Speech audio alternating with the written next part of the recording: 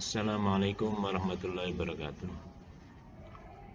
Bismillah, alhamdulillah, wassalatu wassalamu ala rasulillah wa ala alihi wa ashabihi wa man tabi'a hudah. Amma ba'du, rabbi shrah li sadri wa yassir li amri wa hlul 'uqdatam min lisani yafqahu qawli. Allahumma anfa'na ma 'allamtana wa 'allimna ma yanfa'una wa zidna ilman nafi'a. Allahumma salli ala sayyidina Muhammad wa ala sayyidina Muhammad. Kita awali pembelajaran kita dengan bacaan Quran, semoga barokah. Ila hadratin Nabi Mustafa Rasulullah sallallahu alaihi wasallam ali baiti wa dzurriyyati ashabihi wa li masyayikhina wa masyayikhikum wa li walidina wa li jami'il muslimin wal muslimat. Al-Fatihah. A'udzu billahi minasy syaithanir rajim. Bismillahirrahmanirrahim. Alhamdulillahi rabbil alamin. الرحمن الرحيم مالك يوم الدين إياك نعبد وإياك نستعين اهدنا الصراط المستقيم صراط الذين أنعمت عليهم غير المغضوب عليهم ولا الضالين آمين. صلاة الله سلام الله على طه رسول الله Salatullah salamullah ala yasin habibillah. Semua siswa yang dimuliakan Allah SWT, semoga kita diberi rahmat Allah, diberi keteguhan iman, selamat dunia sampai akhiratnya. Kali ini kita akan membahas tentang barokah kejujuran dalam bermuamalah serta beraktivitas.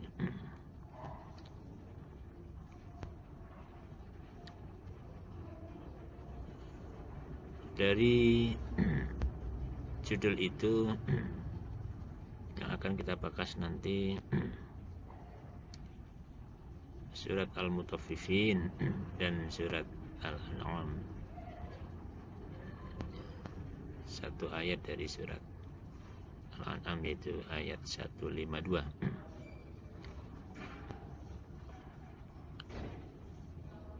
Apa kebenaran isi Al-Quran tentang jujur? Yang kedua, bagaimana kita bisa mengamalkan kejujuran dalam kehidupan sehari-hari? Yang ketiga, memahami kandungan surat Al-Mutaffifin dan Al-An'am 152.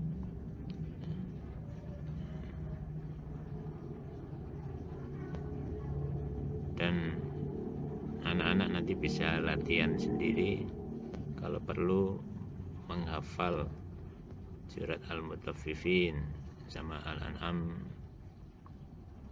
ayat 152.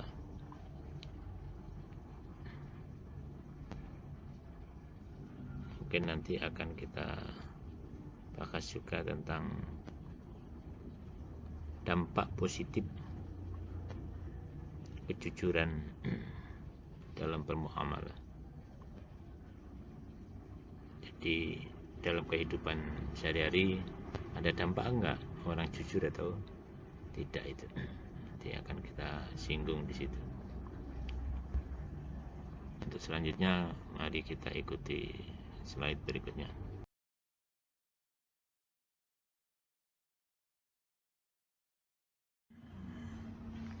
Bismillahirrahmanirrahim. Kali ini kita akan menerangkan tentang jujur. Jujur yaitu berkata atau berbuat, bersikap sesuai dengan kenyataan, apa adanya. Manfaat jujur akan dipercaya oleh orang lain, dipercaya oleh siapa saja, dan imbasnya dia akan mendapatkan kebaikan atau akan menjadi orang baik. Dan kalau kita akan menjadi orang yang baik, insya Allah dicintai oleh Allah dan Rasulnya.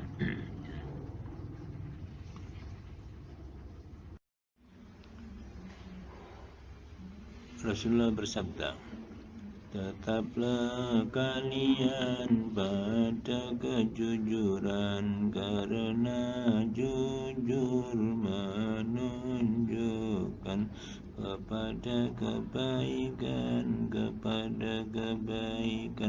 dan sesungguhnya kebaikan menunjukkan menuju surga. Hadis riwayat Imam Muslim. Hadis riwayat Imam Muslim.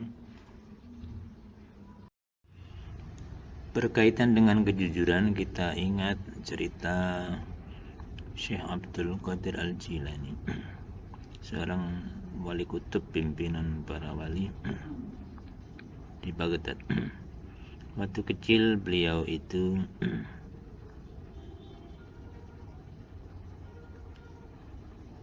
di hari Arafah pergi ke sawah mengikuti sapi yang mau digunakan untuk membajak di sawah. Dari deretan sapi yang belakang, sapi menoleh, anak kecil, kamu bukan diciptakan untuk ini, ngapain kamu ngikuti aku?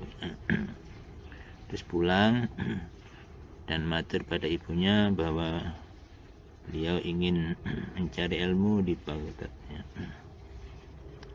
Maka ibunya langsung mengizinkan dan menyiapkan tinggalan ayahnya, yaitu uang dinar 80 dinar ya. Yang 40 diikatkan di baju di bawah ketiak bajunya. Di bawah ketiak bajunya itu 40 dinar. Yang 40 dinar disiapkan untuk adiknya, dijahit di situ. Kata ibunya, kamu pergi ke Baghdad, saya titipkan.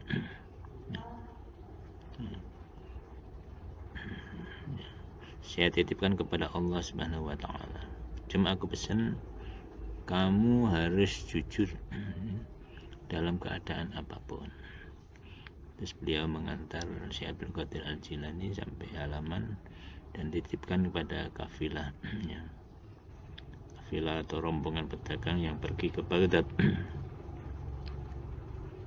Di tengah perjalanan, sudah jauh di padang pasir, ada 60 pembegal yang turun dari bukitnya, merampas semua harta kafilah, dan ada satu orang yang melewati di depan Syekh Abdul Qadir kecil, anak kecil, anak fakir, karena yang tampangnya kayak anak melarat. Kamu bawa apa? Aku bawa 40 dinar. Ia sepertinya mengejek, gak serius, jadi berlalu begitu saja. Lalu datang penunggang kuda yang kedua, juga sama menanyai, anak kecil, kamu bawa apa? Aku bawa 40 dinar. Dia juga tidak langsung percaya. Kemudian dua orang ini menemui pemimpinnya dan cerita tentang adanya anak kecil yang bercerita kayaknya si sungguhan membawa 40 dinar. Terus pemimpin itu bilang, coba bawa sini. Setelah itu Syekh Abdul Qadir kecil dibawa ke hadapan pemimpinnya dan ditanya, anak kecil, kamu bawa apa? Aku bawa harta 40 dinar, uang 40 dinar.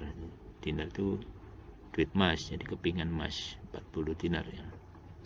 Di mana? Di bawah ketiakku ini, di baju di bawah ketiak ini, dijahitkan oleh ibuku. Coba periksa. Setelah diperiksa, ternyata benar-benar ada 40 dinar dijahit di bawah ketiakku. Kemudian pimpinan itu bilang, kamu kok jujur, mengapa? Karena aku sebelum berangkat dipesan oleh ibuku agar jujur dalam keadaan bagaimanapun ya. Maka aku tidak bisa berkhianat atau tidak berani berkhianat kepada ibuku ya. Pemimpin perampok itu kemudian menangis dan bilang, aku sudah bertahun-tahun mengkhianati janji Tuhanku dan kamu tidak berani mengkhianati ibuku anak kecil. Karena itu aku ingin bertaubat di hadapanmu, maka bimbinglah aku bertaubat. Karena pimpinannya bertaubat, maka anak buahnya juga bilang, engkau pimpinanku dalam merampok, maka sekarang engkau pimpinanku dalam bertaubat. Maka semua pimpinan perampok dan anggota perampok taubat semua di tangan Syekh Abdul Qadir Al-Jilani yang masih muda. Ini berkat kejujuran Syekh Abdul Qadir Al-Jilani memegang teguh wasiat ibunya sebelum pergi menimba ilmu. Cerita ini diceritakan di kitab Irsyadul Ibad karya Syekh Zainuddin bin Abdul Aziz Al-Malibari dari Malabar, India.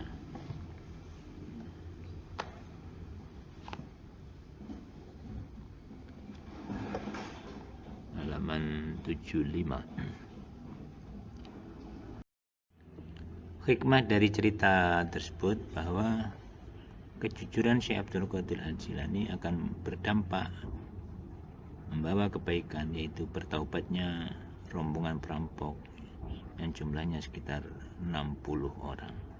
Karena itu kalau bisa kita berlaku jujur dalam segala hal ya.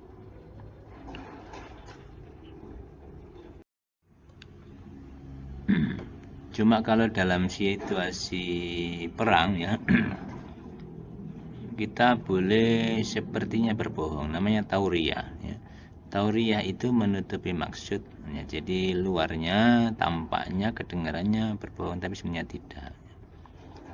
Itu dalam situasi perang kita boleh berbohong atau menutupi lahiriah.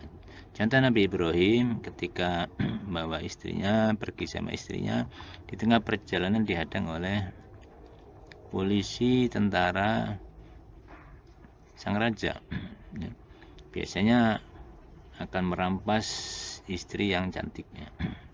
Dan Nabi Ibrahim ditanya, siapa ini? Hadhihi ukhti, ini saudara perempuanku ya.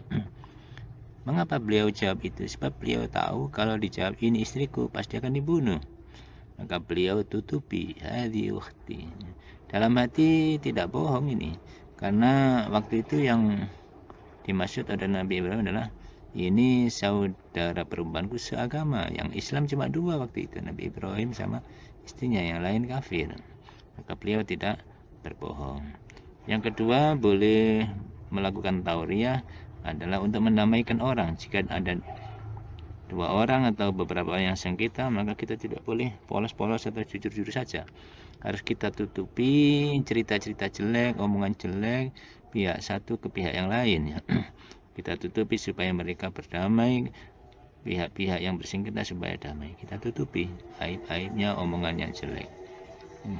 Itu menurut Syekh Nawawi dalam kitab Riyadhus Shalihin namanya tauriyah ya.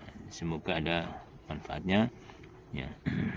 Sekian, wassalamualaikum warahmatullahi wabarakatuh.